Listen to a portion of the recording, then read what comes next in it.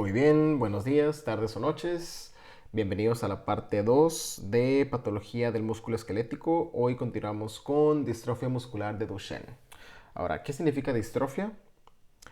Dis, dificultad o defecto, trofia, nutrición o desarrollo. Es un desarrollo defectuoso del músculo. Vamos a ver qué dice el texto. La distrofia muscular de Duchenne se define como una enfermedad genética. Esta es ligada al cromosoma X, es una enfermedad degenerativa y está caracterizada por pérdida de masa muscular y reemplazo por tejido adiposo. Ahora, no se puede hablar más de distrofia que cuando un tejido es reemplazado por otro. En este caso, el tejido muscular por tejido adiposo. ¿Y por qué está causado este desarrollo defectuoso? Está causado por una delesión en la distrofina. Ahora, ¿qué es una delesión? Cuando mencionamos delesión en genética, es la pérdida de material genético. Puede ser solo un par de nucleótidos o hasta un fragmento de ADN. Pero literalmente, entre comillas, es como si borraras, así con un borrador, el material genético. Y esto pues va a tener efectos. Si tú borras material genético, no vas a producir las mismas proteínas, ya que los genes hacen proteínas, los genes codifican para proteínas. Y en este caso, en esta enfermedad, hay una delesión en el gen que codifica para la distrofina. La distrofina es una proteína bien importante para las células musculares. Es una proteína que ancla el citoesqueleto a la matriz extracelular. ¿Y cómo lo hace? Enlaza a la actina, a los filamentos de actina, con las proteínas transmembranales alfa y beta distroglicano, las cuales están conectadas a la matriz extracelular.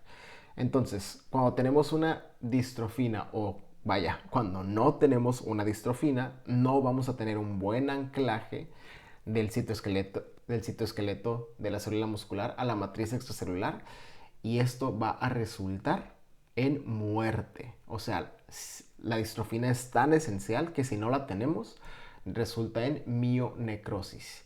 Y estas mutaciones son generalmente espontáneas. Y esto se explica ya que el gen de la distrofina, o sea, el gen que codifica para la distrofina, es el gen más grande del genoma humano.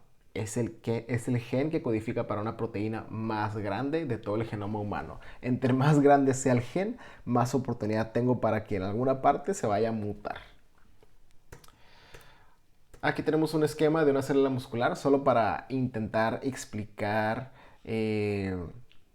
la estructura que vimos anteriormente y la función de la distrofina. Aquí la distrofina está representada con verde y vemos cómo está anclando esos filamentos de actina, que es el citoesqueleto, a la matriz extracelular. Aquí está representado por un rosa un poco más fuerte y lo está haciendo enlazándose por las proteínas transmembranales alfa distroglicano y beta distroglicano. Continuamos.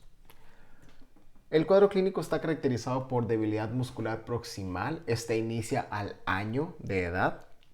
Inicia en los músculos de la cadera y los muslos. Va a progresar superiormente e involucra músculos distales antes de los 5 años. O sea, como historia natural de la enfermedad inicia al año de edad y se instala ya completamente a los 5 años. Un hallazgo clásico de distrofia muscular de Duchenne es la pseudohipertrofia de la pantorrilla. Ahora vamos a explicar un poquito esto. Como mencionamos aquí, al año de edad es cuando inicia esta debilidad muscular proximal. Y al año de edad el bebé ya está aprendiendo a caminar.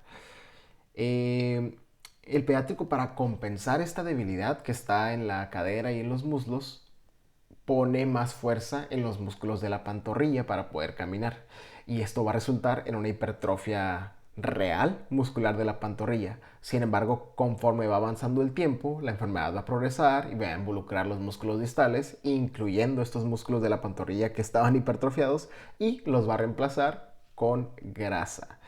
Por eso se le llama pseudohipertrofia de la pantorrilla. Porque sí, al principio la enfermedad inicia como una hipertrofia muscular porque empieza a usar más los músculos de la pantorrilla, ya que los proximales del muslo y la cadera están afectados cuando está aprendiendo a caminar. Pero después, ya que hay involucro distal, estos músculos que estaban hipertrofiados de la pantorrilla se van a ver reemplazados por grasa y se conoce como pseudohipertrofia de la pantorrilla. A la inspección se ve como una pantorrilla hipertrófica, pero a la palpación se siente la pantorrilla grasa. Otro de los datos clínicos característicos es la marcha de pato. Es esta marcha con balanceo de las caderas de lado a lado, con inclinación compensadora del tronco al lado contrario. Se dice marcha de pato o de balanceo porque literal parecen patos.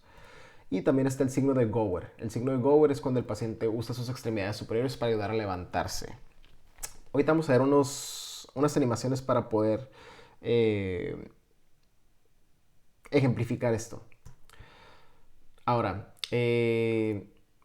aquí tenemos una imagen de esta pseudohipertrofia de las pantorrillas que es clásica en la distrofia muscular de Duchenne. Y si nosotros hiciéramos una biopsia muscular, veríamos algo muy parecido a lo que está en pantalla. ¿Qué es? Así es. Las células musculares son las que se están viendo más teñidas de morado, y las células que están transparentes, blancas, son grasa. Entonces esto es el reemplazo del músculo por el tejido fibroso y graso, característico de distrofia muscular de Duchenne. Ahora, es importante mencionar que la biopsia regularmente no es necesaria para hacer el diagnóstico, al menos que nuestros estudios principales, que los vamos a ver en las diapositivas que vienen, no sean suficientes o no me confirmen mi diagnóstico. Puedo hacer una biopsia para confirmar el diagnóstico, pero normalmente la biopsia no es necesaria. Continuamos.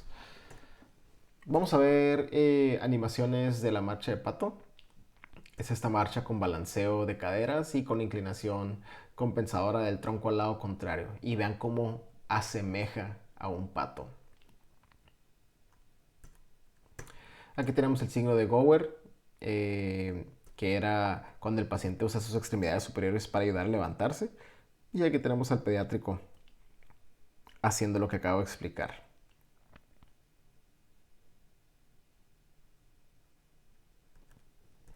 Muy bien, para el diagnóstico utilizamos nuevamente las enzimas musculares. Va a haber una elevación sérica de la creatinquinasa. Y ahora es importante lo siguiente. Recuerden que esta enfermedad inicia con su tejido muscular, pero el tejido muscular va a ser reemplazado por grasa. Entonces, al principio de la enfermedad va a ser muy significativa la elevación de la creatinquinasa y va a ser detectable, vaya. Pero al final de la enfermedad ya no tengo músculo porque está reemplazado por tejido graso. Entonces, al final de la enfermedad casi no voy a ver elevación de la creatinquinasa. Eso es importante, ¿eh? Y también puede haber elevación de la aldolasa. Sin embargo, los estudios genéticos son los que confirman el diagnóstico. Esto es bien importante. Los estudios genéticos son los que confirman el diagnóstico de distrofia muscular de Duchenne. Y la técnica que se utiliza es la de reacción en cadena de la polimerasa. Casi para terminar el tratamiento, hasta la fecha no hay cura propuesta. Solo la prednisona ha mostrado evidencia en disminuir la progresión de la enfermedad. De hecho, Medscape menciona que con solo un mes de terapia puedes disminuir la progresión de la enfermedad al principio de esta, y también que los pacientes, cuando se les retira el corticosteroide, empeora su enfermedad. Entonces es un fármaco que sigue siendo utilizado con evidencia científica. Y las terapias genéticas y las terapias celulares proponen ser curativas, pero siguen en desarrollo. Las complicaciones de distrofia muscular de Duchenne es muerte por falla cardíaca, ya que el miocardio es comúnmente afectado. Y también puede haber muerte por falla respiratoria cuando se ve afectado el diafragma. Sin embargo, es mucho más común la muerte por falla cardíaca en distrofia muscular de Duchenne que la muerte por falla respiratoria. Continuamos con la última enfermedad de la sección de patología del músculo esquelético, que es la distrofia muscular de Becker. Y para hacerles la vida súper fácil, la distrofia muscular de Becker es idéntica a la distrofia muscular de Duchenne, solo tiene dos diferencias. Entonces, con eso en mente, vamos a revisar el texto. Como les mencionaba, por definición es el diagnóstico diferencial de la distrofia muscular de Duchenne. Entonces es idéntica la definición. Sin embargo, aquí está la diferencia. Es causado por una mutación en la distrofina. Ahora, ¿cuál era la causa en la distrofia muscular de Duchenne? Así es, una deleción. O sea, estaba perdido ese material genético. En este caso está mutada la distrofina o el gen que produce la distrofina. Si está mutado, el gen es parcialmente funcional, o sea, sí va a poder producir cierta cantidad de distrofina. Entonces, si produce cierta cantidad de distrofina, ¿qué creen que vaya a pasar? Así es una variante de la enfermedad, pero menos severa, o sea, menos grave. Es la misma enfermedad, pero menos grave. Clínicamente es idéntica, van a encontrar casi, si no es que todo, casi todo lo de la distrofia muscular de Duchenne. Pero una gran diferencia es que se presenta en la adolescencia y temprano en la adultez. Por eso mismo ponemos aquí una animación de la marcha de Pato, pero en un adulto. Y con esto terminamos la sección de patología del músculo esquelético y continuamos con una sección súper breve de tumores de tejidos blandos. La sección más breve de su temario de fisiopatología de osteomuscular. Realmente, así como parecido a cuando vimos los tumores óseos, aquí la idea no es que sean expertos oncólogos en los tumores, es solo que identifiquen, que los conocen, que entrenen su nomenclatura y que se aprendan las generalidades de ellos. Ya después, ya que cuando lleguen a onco, ahora sí van a tener que estudiarlos un poquito más a profundidad. Sin embargo, ahorita es lo relevante para su temario. Tenemos 4 tumores nomás: el lipoma, liposarcoma, rhabdomioma y rhabdomiosarcoma. Empezando con el lipoma. Lipo y oma. Lipo, grasa; oma, tumor. Es un tumor benigno de tejido adiposo y es el tumor benigno de tejidos blandos más común en adultos. Esto es importante.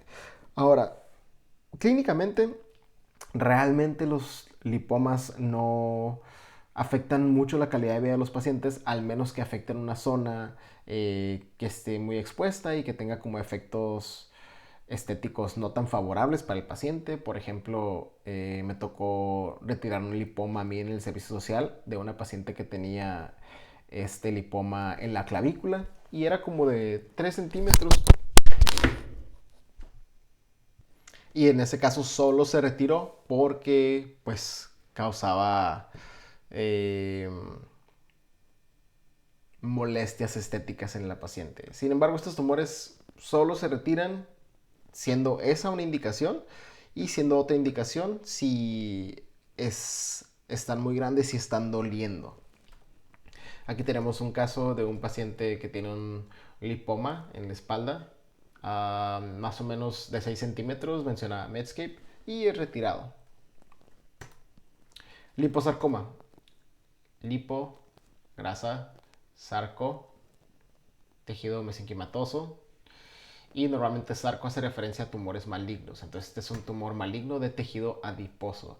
Es el tumor maligno de tejidos blandos más común en adultos. Y en este caso es importante saber que la célula característica es el lipoblasto. Entonces si tenemos una biopsia de un liposarcoma, la célula que nos va a dar el diagnóstico es el lipoblasto.